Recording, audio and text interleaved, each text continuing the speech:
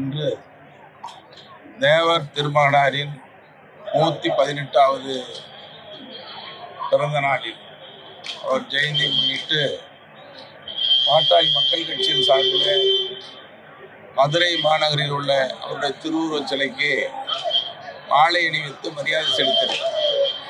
அதைத் தொடர்ந்து ராமநாதபுரம் மாவட்டம் பசும்பொன்னில் உள்ள அவருடைய நினைவிடத்திற்கு சென்று அவருக்கு புகழச்சி செலுத்துகிறோம், மரியாதை செலுத்துகிறோம்.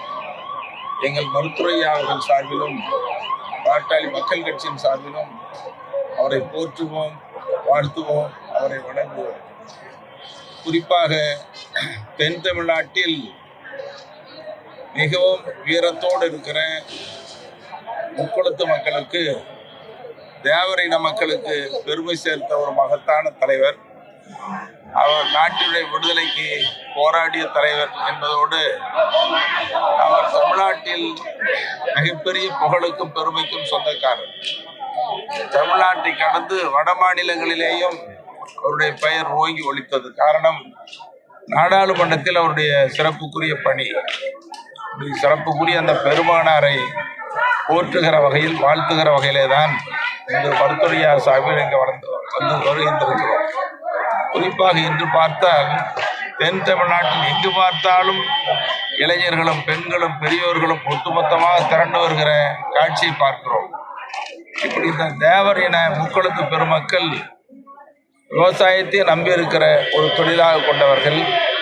ஆகவே தந்தை பெரியார் குறிப்பிட்டதைப் போல நாடு விடுதலை பெற்றால் மட்டும் போதாது என்று வகுப்பாரி பிரதிநிதித்துவம் முழுமையாக அமுலாக்கப்படுகிறதோ அந்த நாட்டின் பிறப்பிடம், தமிழ்நாட்டின் புகலிடம் என்று சொல்லுகிறோம், தொட்டில் என்று சொல்லுகிறோம். அந்த வகையில் இந்த தென் தமிழ்நாட்டில் வாழக்கூடிய முக்குளத்து பெருமக்களுக்கு தனி இடஒதுக்கீடு வழங்கப்பட வேண்டும்.